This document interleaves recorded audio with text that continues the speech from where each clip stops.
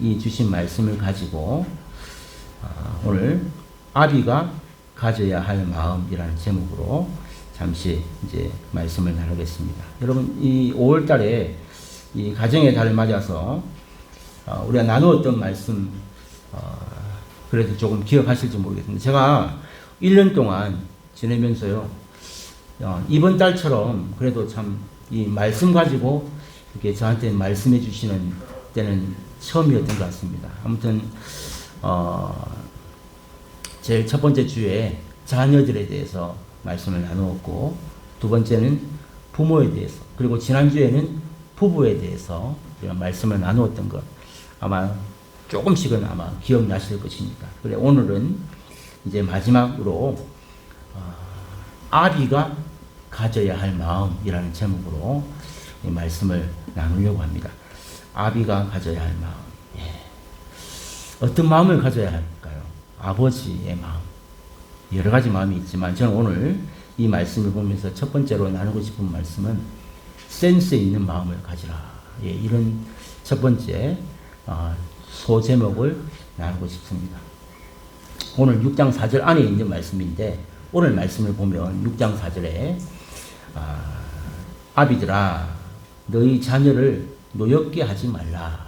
자, 이렇게 제가 노란색으로 표시를 해놨지 않습니까? 지금까지 우리가 내 부모를 공경하라, 그리하면 땅에서 장수하고 잘 될 것이다, 이런 말씀은 우리가 많이 들어봤습니다. 당연히 우리가 부모님을 공경하고 이게 우선입니다. 맞는데, 자, 오늘 이어서 여러분 6장 4절 위에 보면 그 말이 나와요. 6장 1, 2, 3절이 그런 말씀인데 6장 4절에 딱 넘어가니까 오늘 주신 말씀이에요. 너희 자녀를 노엽게 하지 말라. 여러분, 이 말씀은 사실 이렇게 설교 시간에 잘 듣지 못하는, 자주 안 듣는 말씀 중에 하나죠. 그러니까 왜냐하면 부모 공경이 더 우선이기 때문이라고 생각하기 때문입니다. 그런데 오늘 이 3절과 4절은 동급이에요.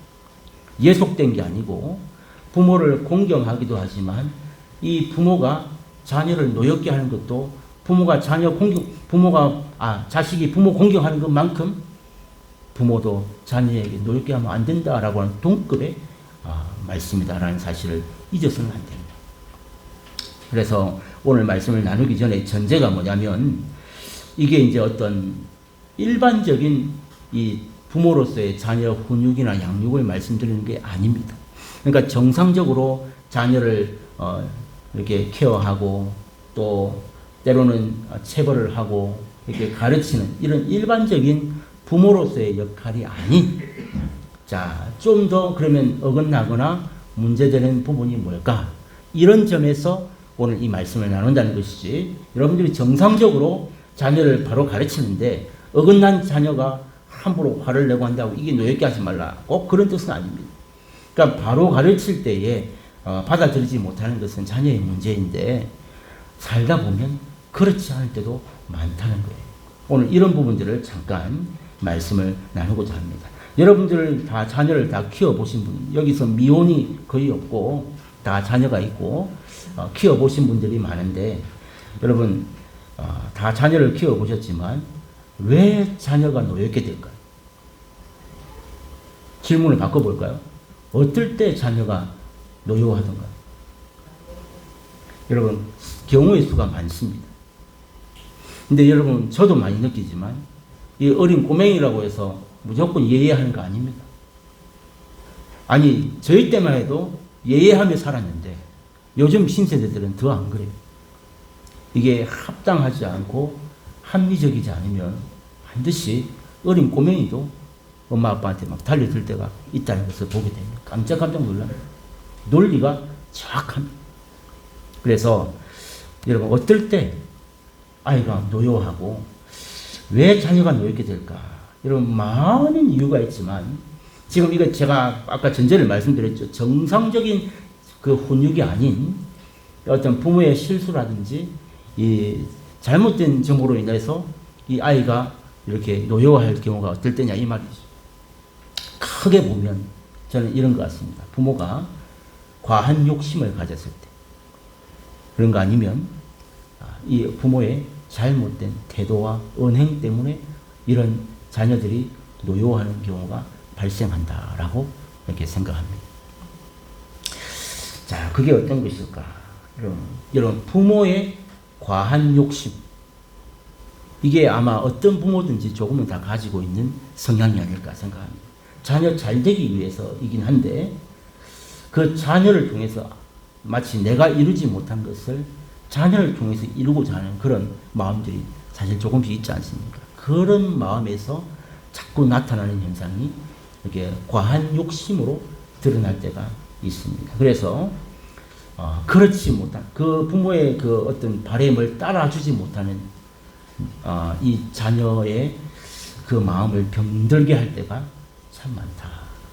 그 요구에 따라서 더한 자식들은 문제가 없지만 그 부모의 기대치에 따라주지 못하는 자녀의 그 마음이 병들어갈 때가 얼마나 많은가라는 것을 생각해 보게 됩니다. 우리가 부모로서 하기 쉬운, 제일 쉬운, 그러면서도 큰 마음의 상처가 뭐냐면은, 우리가 생각 없이 하는 말 중에 다른 집 자녀들과 비교할 때가 있습니다. 여러분 어떠세요? 저 옆집에는 공부도 잘해요. 저 옆집에는 뭐 대기업에 척척 붙는데, 시험 치면 바로 합격하는데, 니는 왜 그 모양이야? 이게 나도 모르게 나오는 부모의 이 은행 심사 중에 다른 집 애들과 비교하는 이 부모의 마음에서 큰 상처를 받고, 이게 상처로 끝나는 게 아닙니다. 이게 받아들일 수 없는 자녀들은 마음에 이 분노를 가지고 살 수도 있다라는 뜻입니다. 그런가 하면 여러분 같은 형제끼리는 어떻습니까? 형제끼리도요 몇 남 몇 녀가 되는 이 대가족 사회에서는요 어느 누구를 용돈을 얼마 주는데 니는 그러고 누구는 이래 하는데 니는 어떻고, 이게 엄마 아빠들이요 명절에 모이거나 하면 이 엄마 아빠는 그냥 하는 말 같은데 자식들은 그 한마디가 쉽게 들리는 게 아니에요. 얼마나 이게 잘못 들으면 노여움이 되고 상처가 되는지 모릅니다. 근데 부모들은 이걸 생각하지 못하고 오늘 너가 형님은 못 자던데 근데 니는 왜 그러냐 이런 식의 말이 참 이렇게 자녀들에게 많은 상처를 입히기도 합니다. 여러분 그런데 이런 것들은 우리 집안에서 일반적으로 일어나는 일들입니다. 그런데도 보통의 자녀들은 그냥 삭히고 살아요. 그러려니 하고 넘어갈 때가 많습니다. 그런데 자녀들 마음에 이보다 더 노여움을 느끼게 되는 순간이 있습니다. 어떨 때인지 아세요? 여러분 부모가 이 집에서 자녀들 앞에서 하는 행동과 밖에 나가서 하는 행동이 너무 다를 때, 여러분 이럴 때 자녀들은 잘 못 받아들인다라고 하는 보고서를 본 적이 있습니다. 그러니까 집에서 하던 그 말과 행동이 이 밖에 나가면 완전 딴 사람이 되는 거예요. 그러니까 그럴 때 이 자녀가 상처를 받는 것을 떠나서 어떻게 되느냐, 이 부모를 존경하지 않는 이런 마음까지 갖게 됩니다. 그러니까 부모로서 살지만 우리 부모를 나는 존경하지 않는다, 이런 데까지 이르는 큰 마음의 상처를 받는다고 합니다. 그러니까 집에서는요 이 자녀들 앞에서 함부로 다른 사람을 욕하고 이렇게 막 씹고 그런, 밖에 나가면 특히 교회 다니는 사람들이 더 그래요. 집에서는 어느 집사, 어느 권사, 어느 목사 입에 대놓고 자식들 앞에서도 쉽게 얘기하는 가정들이 간혹 있습니다. 근데 자녀들을 이게 죽이는 일인지도 모르면서 그냥 쉽게 함부로 어느 성도 얘기를 특히 이제 목사의 가정이 더 그래요. 저도 그런 모습을 보면서 많은 충격을 받아요. 차라리 안 들었으면 몰랐을 것을 하면서 이렇게 이 목사의 가정, 중직자의 가정들은 아마 더 할 거예요. 교회를 생각한다고 하면서 하는 말이지만 이게 안 들어도 될 말을 자녀들이 들었을 때에 많은 상처가 되기도 합니다. 그런데 말이죠. 더 문제는 뭔지 아세요? 밖에 나가면 지금 집에서 분명히 저 집사님, 저 장로님 씹었는데 그 집사님, 장로님 앞에 가가지고 천사처럼 하더라고요.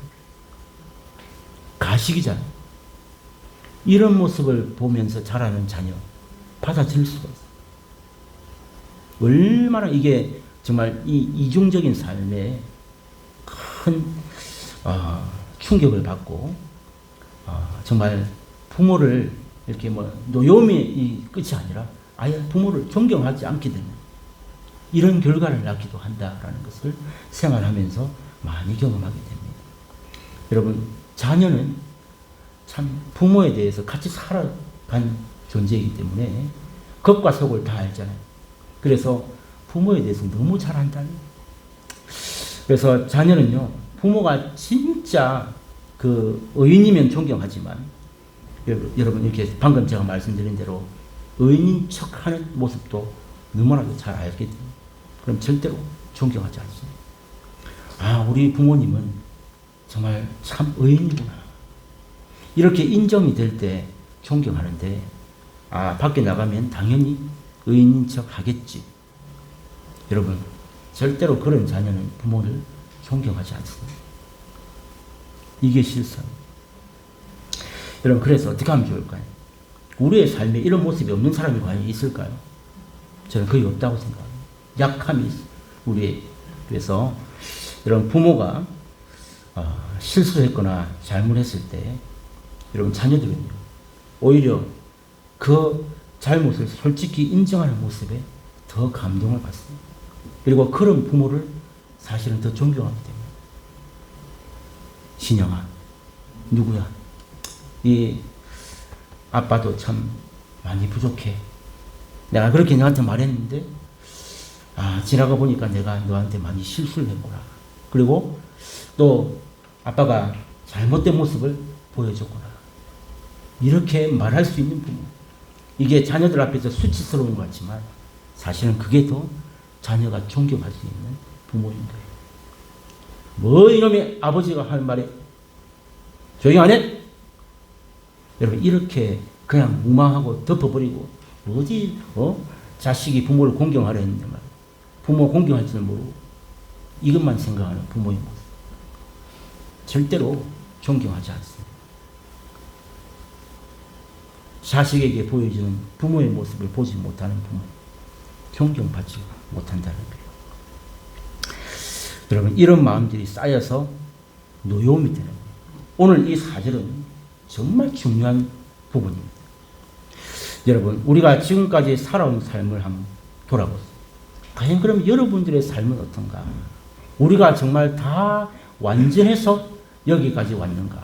자녀들에게 그렇게 막 뭐라 하고, 막 양육한다고, 막 아버지 방식대로 하는데, 우리가 잊어버린 게 뭐냐면은, 오늘 우리의 삶도 삶의 구비마다 우리가 어떻게 살았어요? 내가 완전해서 살은 게 아니고, 하나님의 인도하심과 우리는 특별한 은혜로 여기까지, 오늘 우리의 이 모습까지 겨우 온 거예요.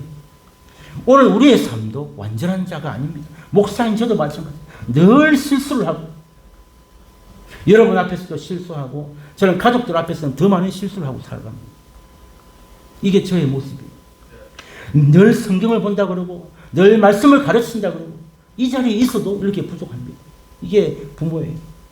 그렇기 때문에 오늘 제 삶을 여기서 말한다면, 저는 여기 이 자리에 온전해서 서 있는 사람이 아닙니다. 제가 없어서 서 있는 사람도 아니에요.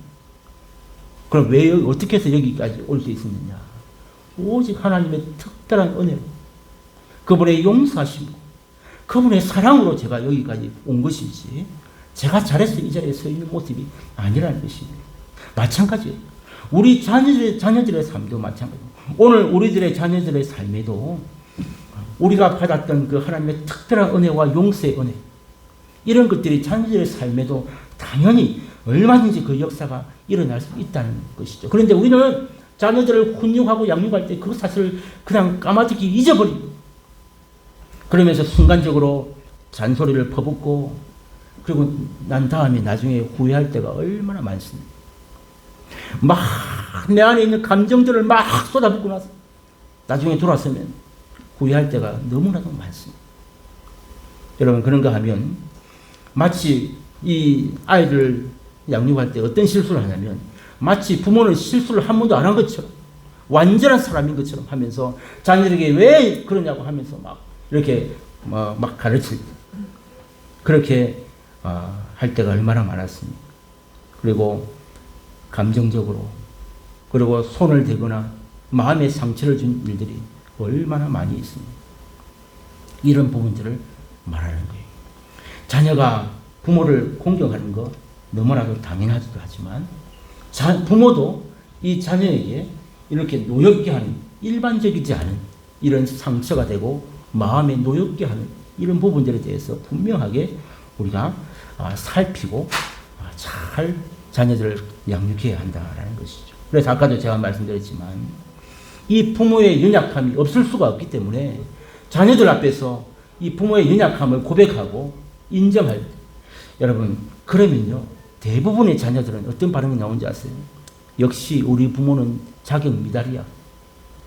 이렇게 하지 않는다. 너무나도 부모의 치부를 잘 알고 부모의 약점을 잘 알고 같이 살아가는 존재이지만 이 부모가 자녀에게 내 부모의 나의 이 약점을 연약함을 고백하고 아빠가 이렇게 많이 부족했다 라는 것을 뒤늦게라도 후회하며 자녀들에게 고백할 때 여러분 이 아버지의 어머니의 그 고백을 들은 자녀들은 나는 절대 못 잊어. 우리 부모의 그 잘못을 내가 평생 잊지 못한다. 이런 자녀가 없다는 거예요. 대부분의 자녀들은 수긍하게 됩니다. 오히려 그 노여했던 그 마음보다 더 많이 펑펑 울면서 그 아버지 어머니의 그 수치를 그 치부를 감싸주려고 하는 게 이 자녀의 마음입니다. 부모도 똑같잖아요. 이게 진짜 원래 일반적인 자녀의 마음입니다. 그래서 여러분 오늘 이 주신 이 첫 번째 말씀 너희 자녀를 노엽게 하지 말라. 이 말은 무조건 때리지 말라거나 양육하지 말라거나 기분 나쁘게 하지 말라 이런 뜻이 아니에요.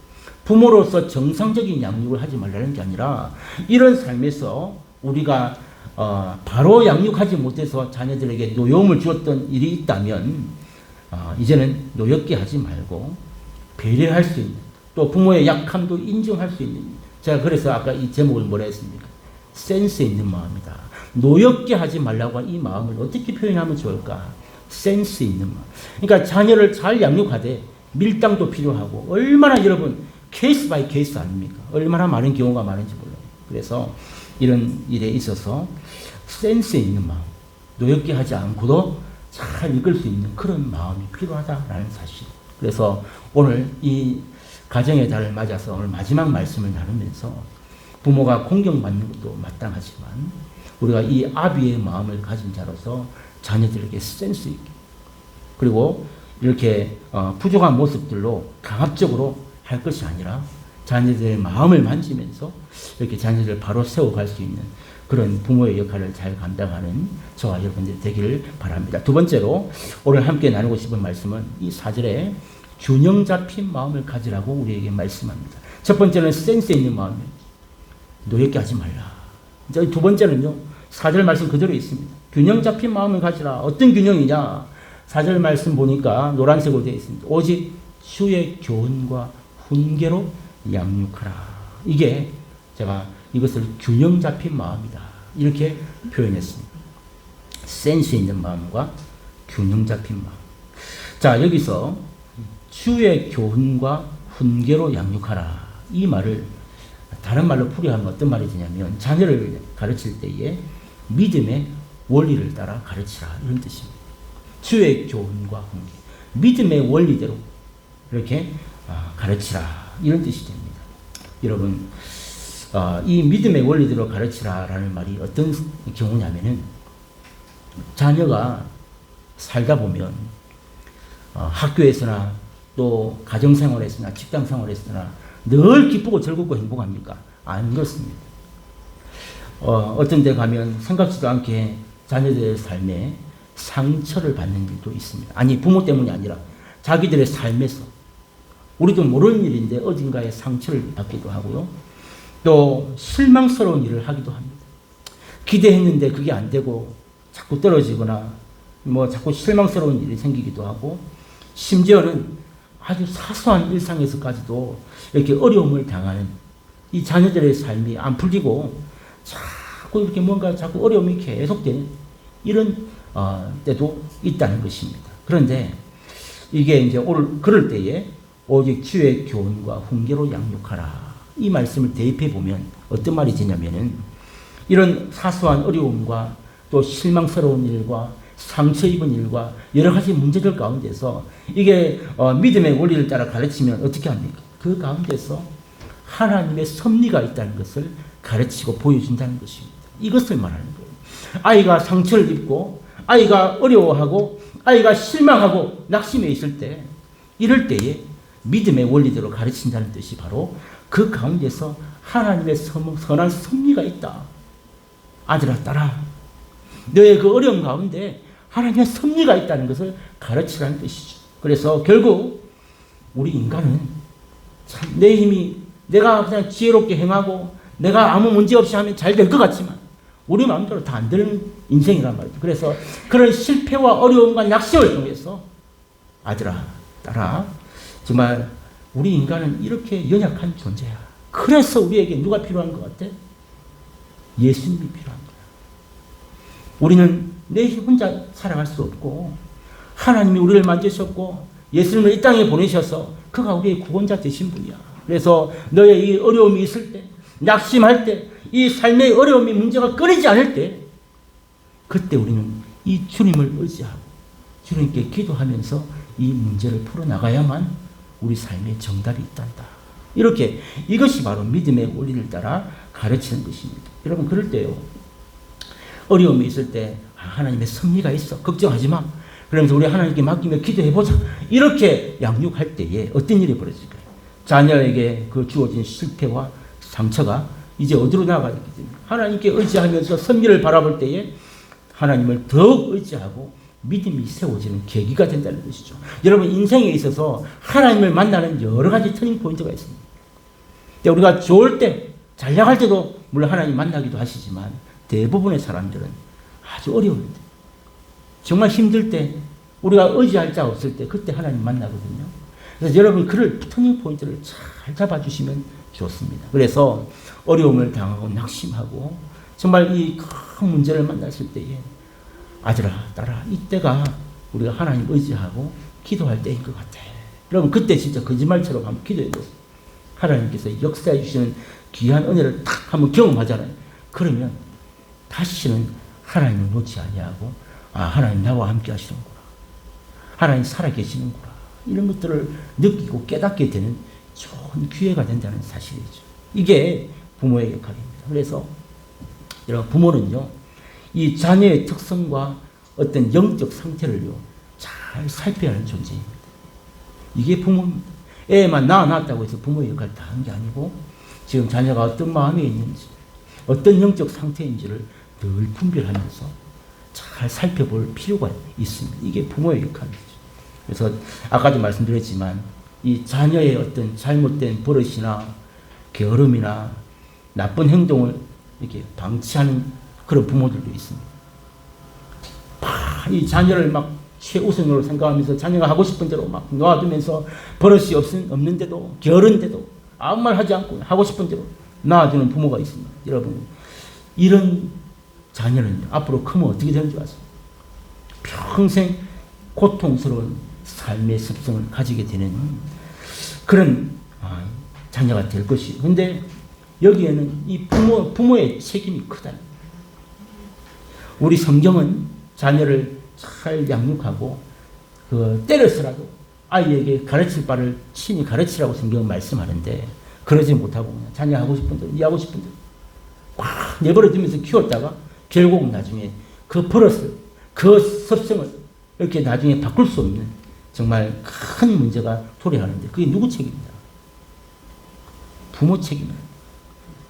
반대로 이 자녀가 지금 마음이 약해진 상태인데도 불구하고 자녀가 실패하거나 낙심하거나 뭐 못했을 때 무조건 야단만 치는 이런 부모의 행동들, 이런 것들도 자녀를 병들게 하고 또 모든 문제 해결을 어렵게 만드는 사려 부족이다 라는 것을 경험하거든요. 여러분, 그래서 균형 잡힌 마음을 가지라, 이게 무슨 뜻이냐, 자녀의 마음 상태를 잘 분별할 필요가 있습니다. 이 아이가 버릇이 없거나 게으르거나 뭐가 자녀를 너무 높여서 일어나는 문제인지, 아니면 이 아이가 참 마음이 낙심해서 지금 힘든 상황인데도 내가 그냥 무조건 뭐 실패하고 떨어지고 뭐 안 돼서 막 무조건 야단만 쳐가지고 내가 어떤 사려부족 자녀를 이렇게 만들었는지 이런 것들을 잘 분별하는 부모가 되어야 한다는 것입니다. 그래서 자녀의 상태를 이렇게 잘 파악하고 기도하면서 균형 잡힌 마음을 가지고 자녀를 잘 이끄는 부모, 이 부모가 진정한 이 역할을 잘 감당하는 부모다. 주의 교훈과 훈계로 양육한다는 이 말은 우리에게 주신 사명이라는 뜻이 되기도 합니다. 여러분, 제가 한 가지 예화를 한번 말씀을 드리고 싶습니다. 예전에 다른 교회에서 있었던 일인데 주일학교에서 목사님께서 아이들에게 그날 이제 예배를 마치고 2부 순서에 뭘 했냐면은 아이들에게 이제 하나님을 한번 그려보자 이렇게 도화지를 주면서 전부 다 우리 눈에 보이지 않는 하나님인데 자기가 생각하는 하나님은 어떤 하나님인가 한번 그려보라고 종이를 주면서 이제 색칠하고 그림을 그리도록 했습니다. 그랬더니요, 그 교회에 있는 아이들 중에 하나님을 어떻게 그렸냐면 어떤 아이는 하늘에 무지개를 그렸어요. 하나님을 표현하는 빨간 옷저 파란보에 그 아름다운 이 세상을 만드시고 이 땅을 인도하신 하나님, 무지개를 통해서 자기는 하나님을 그렇게 표현했다는 거예요. 참 귀한 모습 아니에요? 근데 또 어떤 아이는 이 하나님을 한번 그려봐라 했더니 어떤 걸 그렸냐면 이 큰 손, 이 도화지에 큰 손을 그려놓고 하나님은 마치 이 큰 손을 가진 능력의 하나님이신 것 같습니다. 이 아이들의 이 창의력이 대단한 거예요. 여러분, 저 포항에 가면 이 큰 손이 바다 위에 무슨 곳이죠? 무슨 간절곳인지 호미곳인지 제가 헷갈리는데 하여튼 무슨 곳에 가면 이 손이 하여튼 이렇게 큰 바닷가에 나온 게 있습니다. 그런 것처럼 큰 손을 그려놓고 하나님의 이 크신 능력의 손을 이렇게 그린 아이들도 있었다고 합니다. 참 창의력이 대단합니다. 근데 그 자리에 이 목사님의 딸도 주일학교에 있었어요. 그래서 그 딸도 이 하나님을 표현하는 그림을 그렸는데 이 아빠의 목사가 그 딸이 그린 그림을 보니까 무슨 그림을 그렸냐면 양복과 넥타이를 맨 어떤 남자를 그렸다는 거예요. 그래서 이 목사님이 자기 딸에게 물었습니다. 아니, 하나님을 그리라고 했는데 사람을 그렸네. 이렇게 아빠가 그 딸에게 이제 물었어요. 그랬더니 그 딸이 그 아빠 목사님에게 한 말이 뭐냐면은 딸이 웃으면서 말했습니다. 아빠, 하나님의 모습이 잘 생각이 나지 않아서 그냥 아빠를 그렸어요. 그래요. 여러분, 이 말을 들었을 때 어떤 생각이 들어요? 여러분, 제가 오늘 드리고자 하는 말씀이 뭐냐면 자녀의 눈에는 이렇게 부모가 하나님의 대리자처럼 보일 때도 있다는 거예요. 중요한 말입니다. 여러분, 이 가정은 성공한 가정입니다. 하나님을 그리라 했는데 하나님을 내가 어떻게 표현할 수가 없고 자기 아버지를 그리고 성공한 가정이지. 아빠를 보면 하나님이 저런 모습일 거야, 이 뜻입니다. 아버지가 하나님의 모습과는 정반대인데 누가 아버지를 그려놓겠어요? 하나님 그리려 했는데. 저는 이 말을 보면서 참 많은 감동을 받았고 또 한 번은 제가 나도 한번 실험을 해볼까? 이런 마음도 들긴 했습니다. 왜 안 했을까요? 혹시나 3장 중에 1장도 없을까 봐 제가 불안한 마음에 할 수가 없었어요. 근데 저는 너무 감동이었고 또 한편으로는 부끄러웠어요. 여러분, 자녀가 보는 그 부모님을 통해서 하나님을 보게 되는 사실. 이게 오늘 내 부모를 공경하라 한 말씀 바로 다음에 사절해 주신 뜻입니다. 이 부모의 역할이 뭐냐? 공경만 받는 게 아니라 자녀를 노엽게 하지 말고 주의 교훈과 훈계로 양육해서 하나님의 모습을 대변하는, 대리하는 자로 잘 세워져야 한다. 이게 부모의 역할이다라는 것을 보여주고 있지 않습니까? 여러분, 그래서 이 자라면서 자녀가요, 그 부모의 모습을 보면서 이 하나님의 모습을 발견하지 못하면, 우리가 예수 믿는데 기도할 때 어떻게 기도합니까? 하나님 아버지라고 기도하잖아요. 여러분, 이게 보통 문제가 아닙니다. 부모의 모습을 보면서, 아버지의 모습을 보면서 하나님을 보게 되는데, 아니 우리 아버지 저 모양인데 하나님 아버지를 또 어떻게 내가 섬기란 말이야. 이런 사람이 있습니다. 저 술주정뱅이 아버지를 보면서 하나님 아버지에 대해서, 아버지는 나는 인식이 너무 안 좋아요. 여러분, 그런 말씀 들어본 적 없습니까? 있습니다. 아버지의 모습이 하나님의 모습을 대변하고 있는 거예요. 그것 또한. 그래서 여러분, 정말 우리가 자녀를 양육하며 키울 때, 다 큰 자녀도 마찬가지. 저도 우리 아버지 보고 살거든요. 똑같습니다. 지금 죽기 전까지. 나이가 적고 어릴 때는 문제가 아니고 자녀가 장성해도 마찬가지예요. 부모님 살아계실 동안에 해당되는 말씀이에요. 그래서 이 자녀가 부모로부터 하나님의 모습을 발견하지 못하면 이 하나님을 아버지로 알고 믿기가 힘들어져. 아, 우리 아버지의 모습이 정말 하나님 같은 모습일 거야. 정말 이런 마음을 심어줄 수 있는 아버지가 있다면 정말 그 가정은 성공한 가정. 그만큼 이 부모의 책임이 막중하다는 사실을 우리가 기억하고 자녀를 양육해야 되는 것입니다. 오늘 말씀을 다 드렸습니다. 여러분, 부모는요, 자녀들에게 믿음의 모델이 돼야 돼요. 잊지 마세요. 자녀가 왜 신앙생활을 잘 못할까요? 내 문제. 내 문제. 여러분, 자녀에게 믿음의 모델이 되어야 된다라는 사실. 여러분, 좋은 환경도 자녀를 잘 교육시킬 수 있고, 어떤 학교나 학원에 탁월한 선생님도 우리 자녀를 잘 교육시킬 수 있지만, 여러분 반드시 기억해. 어떤 사람도 이 부모의 역할을 대신해 줄 수 있는 사람은 없습니다. 그래서 이 부모가 자녀에게 귀한 모델이 돼야 돼요. 믿음의 모델. 그래서 자녀는요, 부모 하기에 따라 달라집니다. 여러분, 이 사실을 잊지 마세요. 지금 연세가 많으신 우리 부모님들 특히 더 중요해요. 우리 젊었을 때 40대, 50대 부모님들은 애 키우고 막 애들 뭐 학원 보내고 뭐 한다고 얼마나 쇠가 빠지게 일을 합니까? 밖에 나가서 맞벌이 하면서 그렇게 돈 벌고 바쁘게 살았잖아요. 그런데 오히려 60, 70, 80이 되면서 이제 부모님들이 천국 갈 날이 가까울수록 저는 부모의 역할이 더 크다고 생각해요.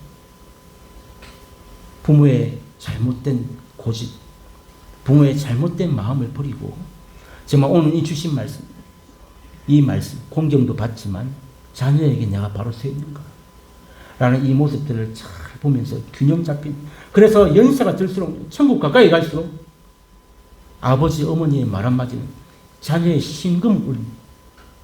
우리 아버지 어머니의 그 약한 모습으로 내가 그동안 참 너에게 참 잘못했던 거 많았구나. 엄마 아빠가 열심히 산다고 너 잘 가르친다고 했는데 돌아보니까 후회할 일도 참 많구나. 여러분, 이런 시간이 꼭 필요해요.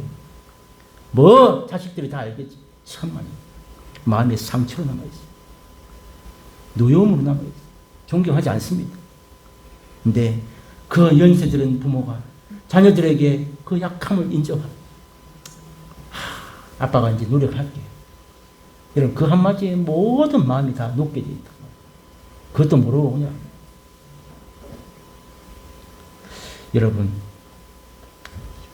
자녀에게 가장 좋은 선생님, 자녀에게 가장 좋은 모델, 자녀에게 가장 좋은 교과서는 바로 부모다라는 이 사실을, 여러분, 그 아름다운 모습의 부모님이 그 모습으로 돌아가셨을 때요, 장례를 치르고 천국 가셔도요, 나에게 남아있는 부모의 모습은 가장 좋은 모습이 되는 거예요. 그런데 이런 과정이 없이 그냥 자기는 죽어서 천국 갔다 할지 모르지만 자식들에게 남아있는 마음은 상처밖에 없어요. 어떤 자식들은요, 부모가 죽어도 하나도 아쉽지 않은 부모, 오히려 잘됐다는 사람, 얼마나 요즘 세대가 힘들고 어려운지 아세요? 여러분들은 이제 천국 갈 준비하면서 자녀들에게 어떤 부모로 남고 싶습니까? 이거 중요한 말, 메시지. 자녀들에게 상처가 아니라 정말 이 부모가 자녀들에게 귀한 모델이 되고 교과서가 되고 또한 신앙의 믿음의 귀한 스승이 되는 이런 모습으로 아름다운 모습으로 남고 가야 하지 않겠습니까? 그래서 오늘 6장 4절의 말씀을 이 가정의 달 전체에 제가 결론으로 삼았습니다. 공경받아야 마땅한 부모이지만 자녀 앞에서 노여움을 주지 말고 주의 교훈과 훈계로 양육해서 아름다운 모델, 인생의 귀한 선배, 그 부모를 통해서 하나님의 모습을 보는 그런 통로로 쓰임받는 그런 부모로 세워져야 한다라는 것을 오늘 말씀에서 우리에게 말씀하고 있습니다. 자녀를 노엽게 하지 말라고 하는 센스 있는 마음 여러분 잊지 마십시오. 그리고 주의 교훈과 훈계를 양육하는 이 균형 잡힌 마음, 이 두 마음을 잘 잡아서 여러분 자녀들의 인생에 귀한 디딤돌이 되는 귀한 믿음의 부모들로 다 세워지는 아름다운 가정 되기를 주님의 이름으로 축복합니다. 주신 말씀 생각